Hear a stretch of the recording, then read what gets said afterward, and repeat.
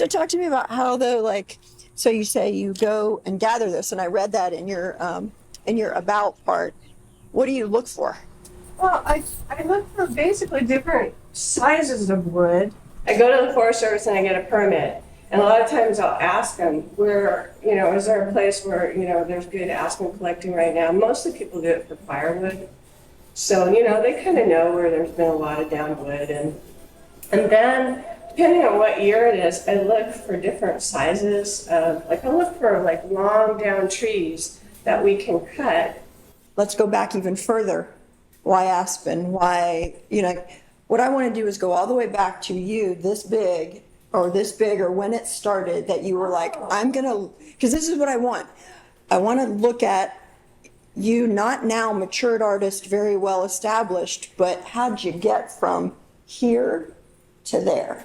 I always drew, and I was one of the kids in school that was always, the one that was had their head with the crayons and the pencils. And I just sort of randomly took a sculpture class by accident. And I really didn't like wood. I didn't like it at all. I mean, I thought, this is not me. And I wasn't gravitating towards carpentry, though we had to build some structural things. But I really love folk art, and I always loved folk art. And I grew up with my parents bringing me toys from Mexico that were carved out of wood. And because your dad was a boarder, he worked just one day a week. He worked on the border. Yeah. We lived here in Tucson when I was really small, and then we moved to Washington State. So I was in the forest all the time for a few years, and I just really loved the feeling of the wood and I don't know, it resonated with me. So here I was in sculpture class, and I just started building stuff out of sticks. It was a pretty contemporary sculpture program, so I started building stuff out of sticks, and they didn't know what the heck I was doing. It was more of a intuitive thing. I've always worked really intuitively. So yeah, actually, I started out in photography because I thought that would be practical, but I'm not. So anyway, I gravitated towards the wood, and then I shortly after that graduated, and I was working in the film business pretty soon after I graduated, and I was kind of going back between Arizona and LA, just sort of as a gypsy, and I ended up staying with my friend up in Flagstaff for a couple months when I finished a job, and I discovered her little Dremel. And all I had with me was really remedial art supplies. But she had this little Dremel, which is a mini carving tool that a lot of crafty people use. So I just started carving some wood that I picked up there in the woods. Now that I think about it, before that happened, I was living here, and a friend of mine had cottonwood root, which is what they carve Kachina dolls out of. And he was making these really cool, kind of primitive Kachina type dolls. He was sort of emulating the Hopi people that make Kachinas. And I said, can I try some of that? And so he gave me a little bit. And I whittled with that. And before I went and off to LA, I whittled with that a little bit. And I made a couple of figures, which I still have, not in here, I would show you. And then from there, I started doing these really, really primitive figurative angel pieces that were way less. Growing up here, I was really in love with, we have this mission called San Javier, which has this amazing, it's a Spanish colonial mission. It has amazing carvings in it and frescoes, and the Indians helped this man named Father Kino to build it. So I grew up looking at that too, and that really fascinated me. And I'm not Catholic, so it was always a place that was, for me, really mysterious and quiet. And I loved the feeling and the purity of that very naive art. So when I started working that way, it was because I was working intuitively, and I wanted something that was pure and just cut straight to the emotion.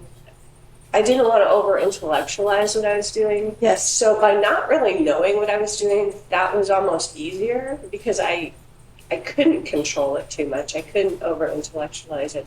I understood the symbolism in it, and for me, angels at that time represented hope. It was a time when AIDS was like really huge on the planet, Yep. and I was really, I lost some friends. I felt like that needed to be put out into the world. And so, as an artist, I'm always going to choose to express my feelings through my art and communicate that way. There It was something. definitely spoke to me, oftentimes still to this day, more than a lot of contemporary art. Though I'm a contemporary artist. Probably when I was in college, I was sort of pretentious. Yeah. You have to kind of own it, I think. And when you go out in the world, it's not like people are going to necessarily respect that. And I was having this conversation with a friend the other day who was a filmmaker, and he had taken this new job in as an engineer. He worked as a professional for many years, not in the film industry, but kind of related. But then he totally got a new degree, and we were talking about his new job, and he said the people are so nice, and they're kind of nerdy and unpretentious, and really accepting. And he goes, the arts aren't always like that, and it's really actually true. I mean, I have many wonderful friends who are artists, but you have to kind of just really prepare yourself for anything that's going to happen or any kind of criticism you're going to have, because that's just the nature People of are going to the like beast. and not like and all of that. Yeah, so I called myself an artist, and then I just had to own it. Right, Pretty right. young. Well, was it odd to say at first, or was it just something that you stood a little straighter once you realized you were that thing? Did it feel freeing? Was it just a fact and it wasn't that big of a deal, or? I think it was just a fact, and I think really I was always an artsy kid. Like my parents kind of raised us to be You had creative. tendencies. Yeah, my brother did too, but all of us did.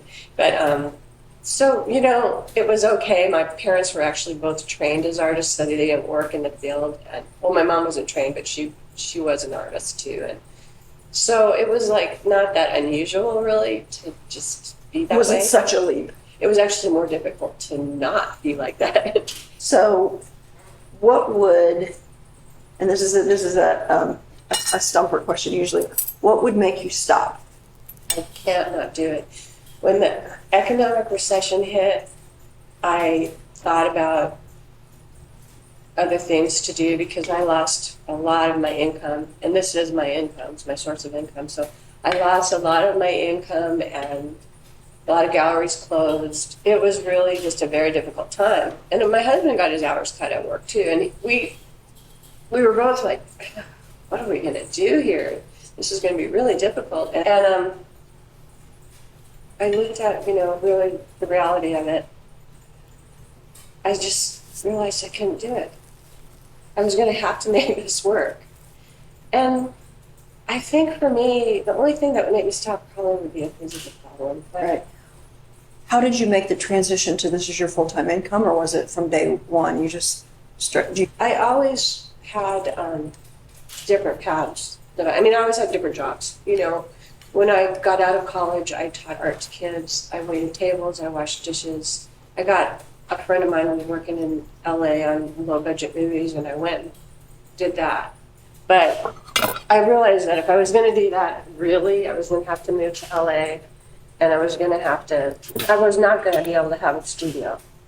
So then, I came back here, pretty much stopped working on films. My husband was still doing it, but I wasn't doing it so much. I got a job working in a gallery, that for a year. And then I started just getting more work. And then I guess what really enabled me to do it was I went and I did an American Craft Council show. And I got orders. I got a lot of orders. I got an order from Neiman Marcus. I was like, woohoo, I'm on my way. Well, that only happened once, but it was like Feel like taught me. validation? Did it tell me? It did. It felt like validation. And also, I had an income. I could come home and I could do the orders. And, I realized, yeah, I can actually make my art and people will buy it. And there Did you your go. art change once it started getting commercially accepted, or? So what happened, and this has been a long and slow 25 years of this happening, what happened when I went there is I had to do way too much of that work where you're doing it and it's like your full-time job and there's no room. You have to really balance it with, you know, allowing yourself to playtime and allowing yourself, for at least me, because I'm not hardly at all doing limited production anymore. Though I do still do it. It's my day job. I call it my day job. But more and more, I realized, you know, this isn't working. It was kind of killing my soul, really, to do that. I mean, I love creating products, but I don't like necessarily manufacturing 100 of them. Fortunately for me, I can think, or I have been able to think of things that are appealing, like smaller works that are appealing, and I enjoy making them, and I enjoy sharing them. And it's like a small kind of encapsulation of my greater vision, I would guess you would say. And also, I like that I can make stuff that's affordable for people.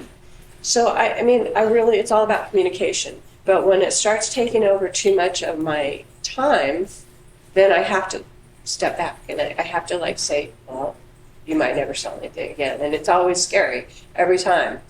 You know, I kind of have always balanced back and forth. And then when the recession hit, again, I started doing more of it and working with an online company called The Artful Home, which has been really great. I wanted to talk a little bit, and this is a kind of a gray area, is so now your art starts to sell and you have that validation and it's your full-time thing and it's what you do, right? So you have the pieces that are selling and you know what those are, but you're yearning for this playtime. So you have to balance that out. What is the drive? What is the impetus? Well, I realized, I looked back, I was applying for this grant actually, and I looked back over like 10 years of work, and I looked back over what I had done since I started working with the Artful Home. And I told my friend, who's also an artist, you know, I think I haven't been like pushing myself the way I need to. I've gotten lazy in the past couple of years. She goes, no, you haven't. I go, no, I'm looking at what I've done, and I feel like I need to push myself out of my box. And that, coupled with the fact that I was pretty, I've always been an environmentalist, and I felt like I needed to speak to, and I was raised with something of a social conscience, though I don't feel that I'm a political artist at all, and it's not my desire to be one. There are certain issues that I need to address with my work that I can't do on a small scale. So I felt like, you know, now's the time. I'm 58, going to be 58 years old, and I need to do this now because my body might last that much longer, and this is what I need to do. So about actually just really at the beginning of this year, I had a sculpture show coming up, and it was only sculpture. And I just said, I'm just going to lock myself in here and just push myself back into that world because I need to do that. Talk to me, speaking of husband, talk to me about what that's like and how you carve out the time. And it sounds like he's very respectful and understanding of what you need to do this.